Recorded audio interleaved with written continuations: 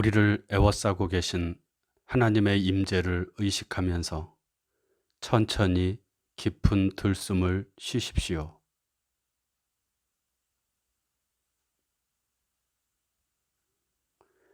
이제 우리 안에 내주하시는 하나님께서 나를 통해 숨을 쉬시도록 천천히 날숨을 내쉬십시오.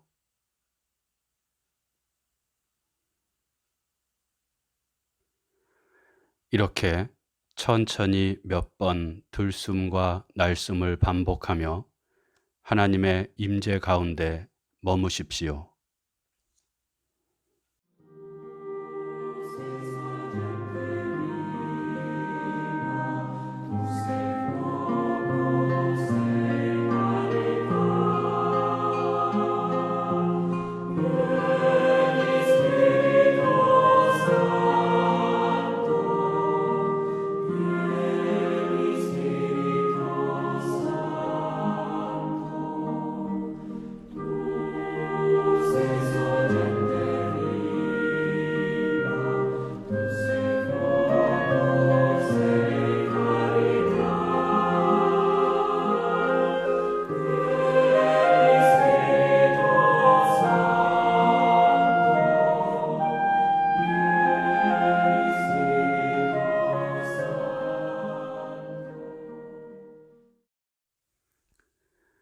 오늘 우리에게 주시는 하나님 말씀은 민수기 21장 4절에서 9절 말씀입니다.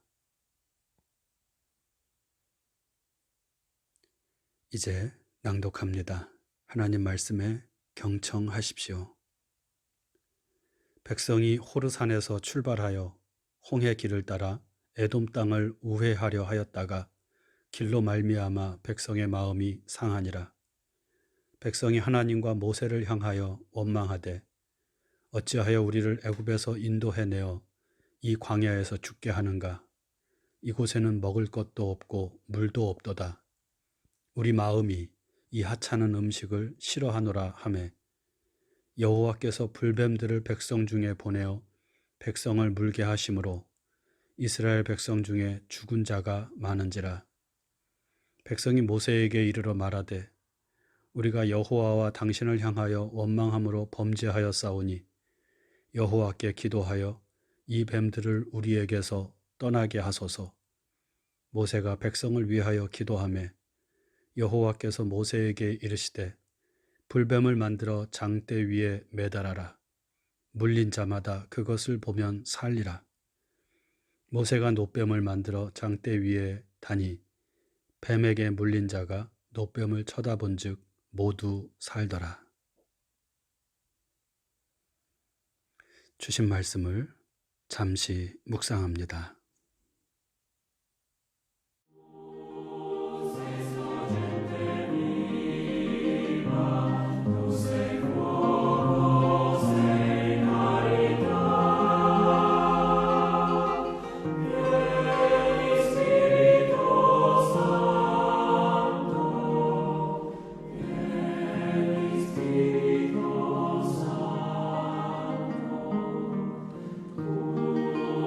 세상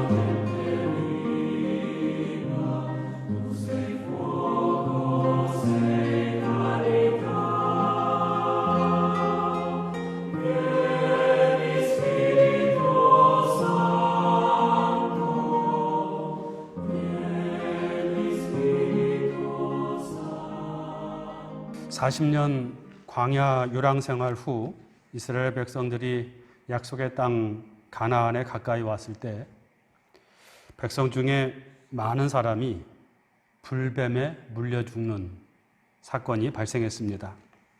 불뱀은 사막에 사는 아주 독이 강한 맹독성 뱀을 말하는데 오늘 성경에서는 그 불뱀을 하나님이 보낸 것이라고 말씀합니다. 하나님은 왜 당신의 백성들에게 불뱀을 보내서 그들을 죽게 하신 것일까요? 성경은 그 이유를 이스라엘 백성들이 모세와 하나님을 향하여 원망했기 때문이라고 말씀합니다. 40년 전 이스라엘 백성들은 약속의 땅 가나안의 남쪽 지역에 위치한 가데스 바네아에서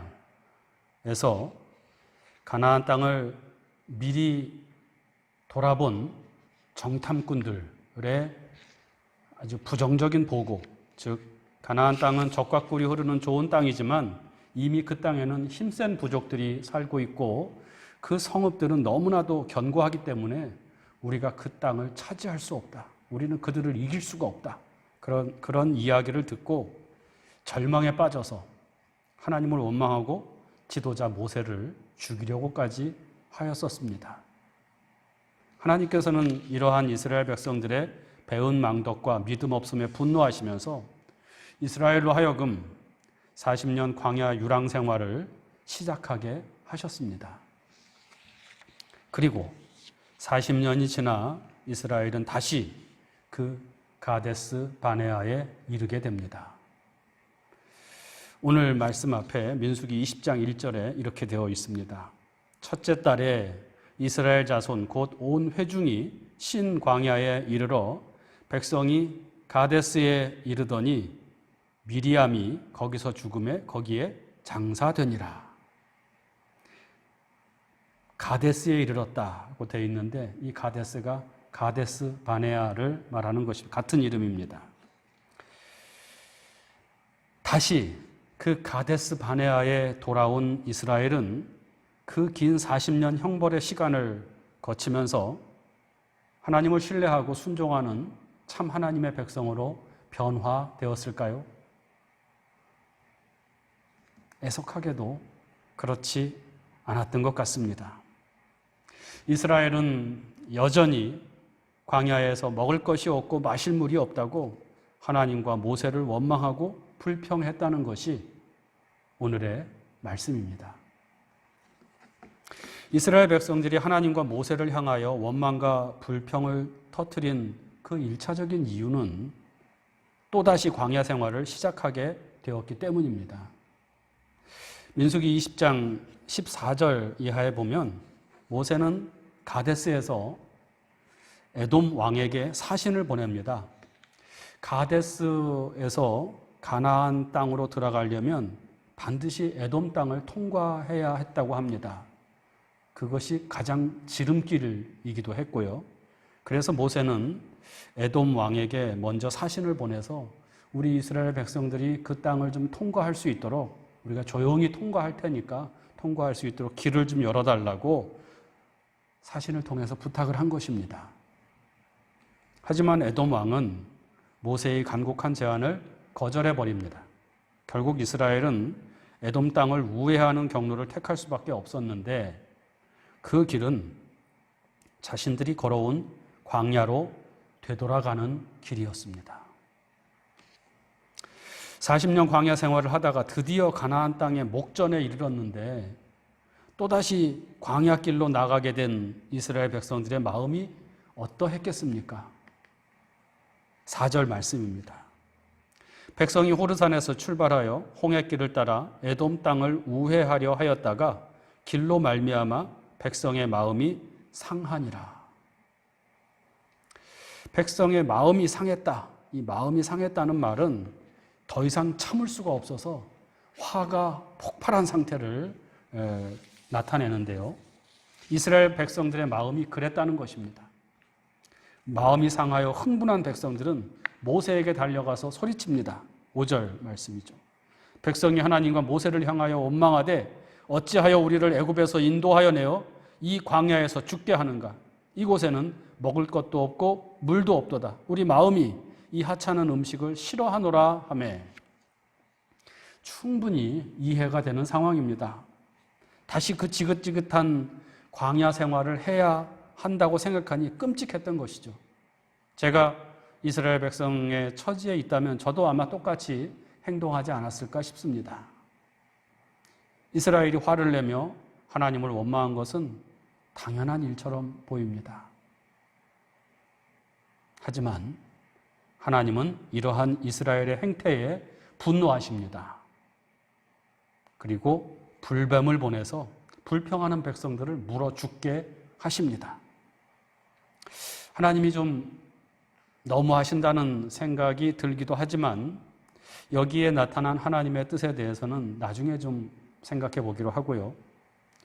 갑자기 불뱀이 나타나 사람들을 물어 죽이자 당황한 이스라엘 백성들은 모세에게 달려갑니다. 그리고 하나님께 기도해서 이 뱀들이 우리를 떠나게 해달라고 간청합니다. 이에 모세는 하나님께 기도했고 하나님은 그 기도를 들으시고 모세에게 이렇게 말씀하십니다. 8절 말씀입니다. 여호와께서 모세에게 이르시되 불뱀을 만들어 장대 위에 매달아라. 물린 자마다 그것을 보면 살리라.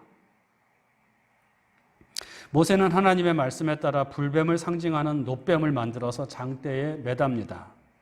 그리고 아마도 사람들에게 여러분 이 장대에 매달린 놋뱀을 바라보십시오. 그러면 살 것입니다. 라고 말했을 것입니다. 그 말을 들은 백성들은 저마다 장대 위에 매달린 그 놋뱀을 바라보았고 그로 인해 목숨을 구할 수 있었다는 것이 오늘의 말씀입니다.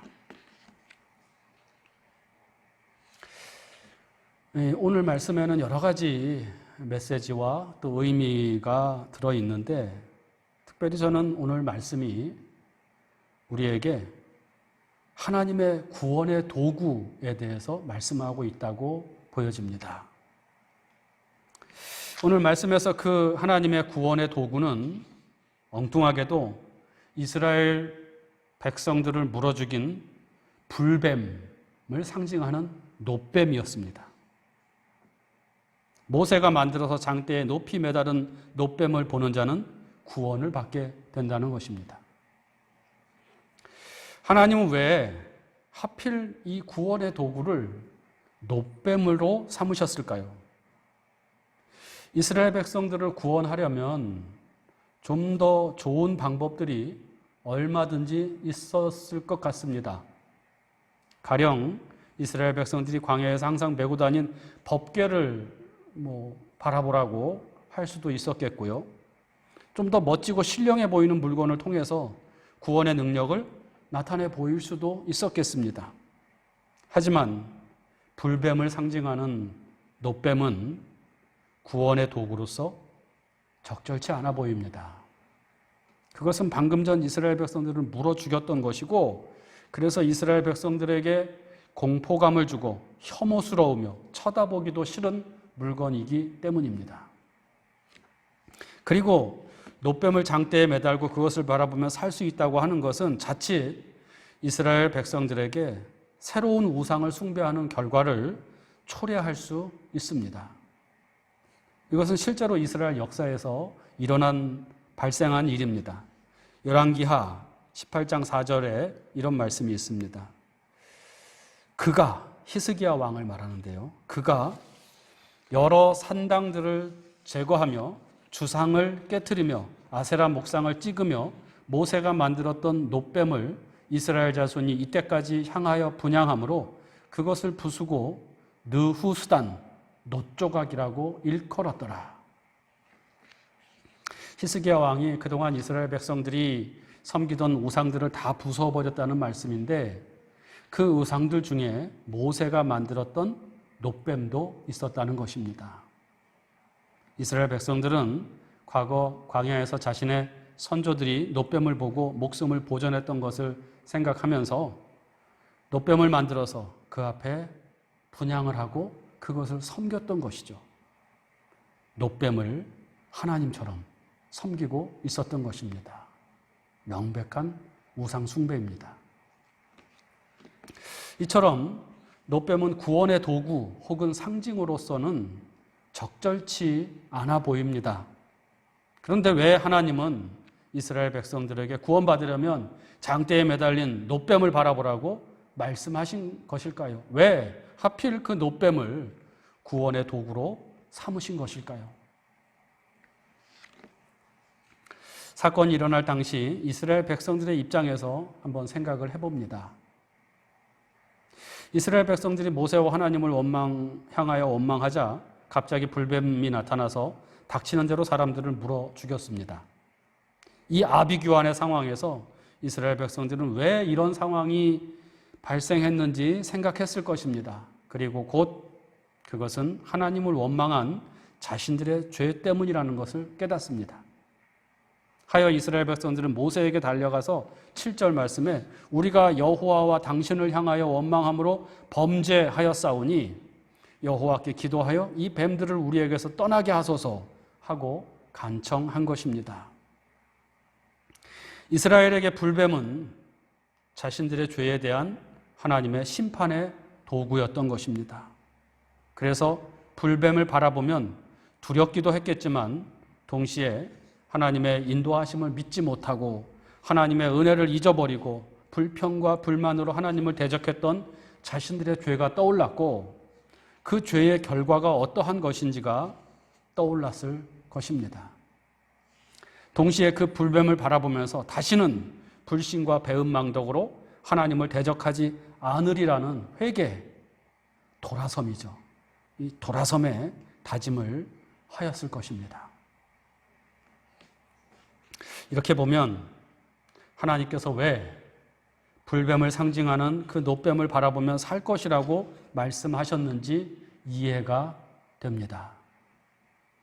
하나님께서 심판의 도구인 불뱀을 높이 매달아 그것을 보는 자마다 살 것이라고 말씀하신 것은 그 놋뱀을 바라봄으로 하나님을 대적했던 이스라엘 백성 자신들의 죄를 기억하고 동시에 그 죄에서 회개하고 돌이킬 때 구원이 이루어진다는 것을 알게 하기 위함이었습니다. 즉 장대에 매달린 그 혐오스러운 놋뱀에 담긴 의미는 회개하고 돌이켜라. 그러면 산다. 그러면 구원을 받을 것이다 하는 것이죠. 우리가 새 생명을 얻고 구원을 얻는 길은 다른 곳에 있는 것이 아니라 스스로 죄에서 돌이키는 데 있다는 뜻이기도 합니다. 회개하고 돌이킬 때 하나님의 구원이 이루어집니다. 하나님은 혐오스럽고 두려운 심판의 도구를 통하여 이스라엘 당신의 백성들에게 회개를 통한 구원의 길을 열어주신 것입니다. 이러한 하나님의 구원 역사는 예수 그리스도의 십자가에서 더욱 분명하게 드러납니다. 요한복음에 보면 구원과 영생의 문제로 고민하던 니고데모라는 유대인 선생에게 예수께서 구원받으려면 거듭나야 한다. 영생을 얻으려면 거듭나야 한다. 그렇게 말씀을 하시면서 이런 말씀을 덧붙이십니다. 요한복음 3장 14절 15절 말씀입니다.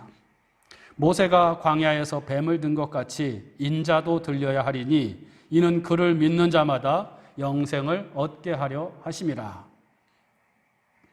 모세가 광야에서 뱀을 든 것 같이, 이것은 오늘 민수기에 기록된 사건을 말하는데요. 예수께서는 그때 높이 매달린 놋뱀을 바라본 자들을 하나님께서 살리신 것처럼 자신도 십자가에 들려질 것이고 그것을 바라보는 모든 사람을 하나님께서 구원하신다는 것을 말씀하신 것입니다.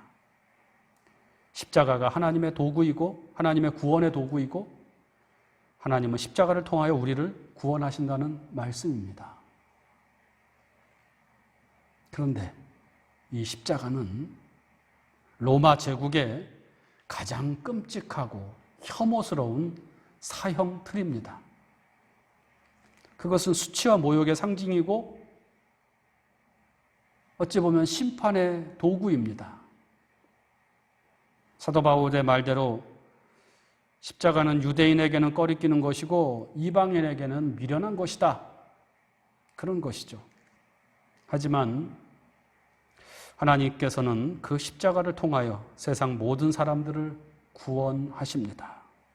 그래서 사도 바울은 십자가의 도가 멸망하는 자들에게는 미련한 것이요 구원을 받는 우리에게는 하나님의 능력이라고 말씀한 것입니다. 그 옛날 모세를 통해서 장대에 매달린 노뱀을 보는 자는 살리라 말씀하셨던 하나님께서는 오늘 우리에게 십자가를 바라보는 자는 살리라 그렇게 말씀하고 계신 것이죠.